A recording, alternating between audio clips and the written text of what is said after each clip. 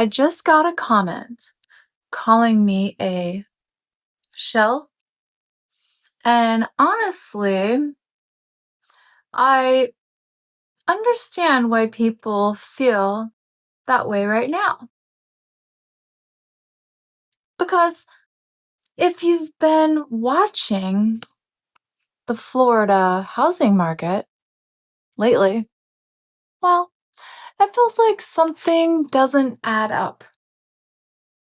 Prices are still high, homes are sitting longer, interest rates are up, and yet nothing is crashing. Not like what people expected. So, people start asking, is this market fake? Is someone controlling it? Is it all just hype? And when it doesn't match what you thought would actually happen, it starts to kind of feel a little bit off. That makes sense. And I want to walk you through this because this is where most people completely misunderstand what's actually happening. So, this market is not fake, but it is very distorted. That makes sense. What you're seeing right now is the split market, driven by something called the lock-in effect. On one side, you have homeowners sitting at 2 to 4% interest rates. And here's what most people don't realize. For many of them, selling their home just doesn't mean moving. It means doubling their monthly payment. So they don't want to sell. Not because they don't want to, but because financially, it doesn't make sense for them, which artificially restricts supply. On the other side, you have buyers stepping into a completely different environment. 6 to 7% interest rates, higher insurance costs, higher property taxes, stricter lending standards, and in Florida specifically, insurance alone can change the entire deal. So, buyers are still there, but they're more analytical, way more cautious, and far less emotional than they were in 2021. So, what happens when sellers won't sell? Buyers can't stretch.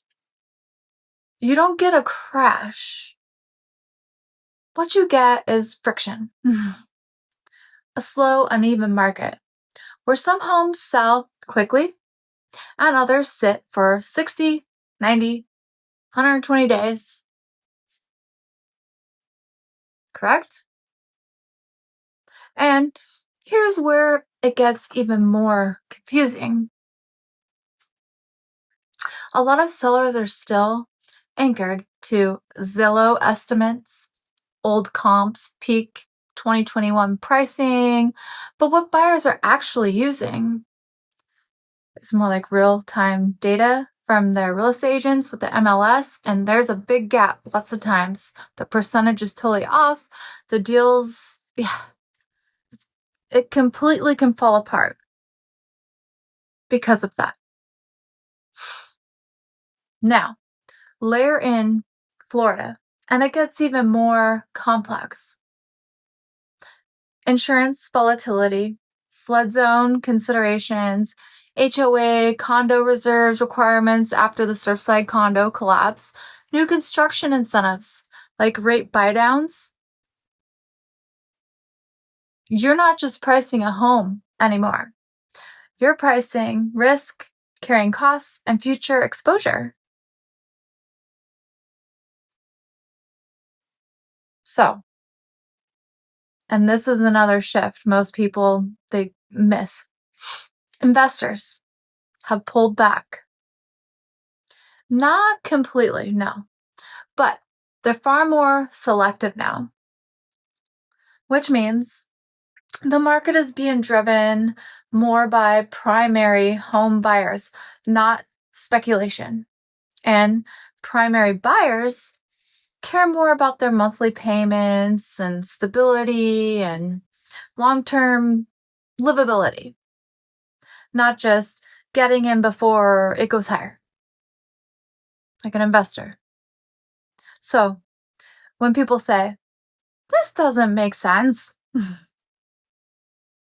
they're actually very correct because this is not a normal market cycle. That's right, it's not. This is a repricing phase where everything is being recalibrated, not just home values, but affordability, risk tolerance, and buyer psychology. So, here's the part most people are gonna miss. Hopefully not. The people who win in this kind of market are not the ones waiting for the headlines to tell them what to do. They're the ones who understand how to read pricing correctly, how to identify motivated sellers, how to structure deals in a slower market. Because while most people are sitting on the sidelines, confused, naturally, there are still opportunities happening every single day. Absolutely. And this is where local knowledge matters. Because what's happening in Palm Beach County, for example, is not the same as Miami or Tampa or anywhere else in the country. And if you're relying on national headlines, you're missing the actual story. Absolutely, 100%. So, no, this market is not fake, but it is heavily layered. And if you don't understand the structure behind it, it can absolutely feel like something is completely off, even when it's functioning exactly the way it's supposed to in this market. That makes sense. If this helped you see the market a little bit more clearly, please subscribe because I break this down every day without the hype. And if you're thinking about moving to Florida or trying to figure out your next step, really anywhere in the country, reach out.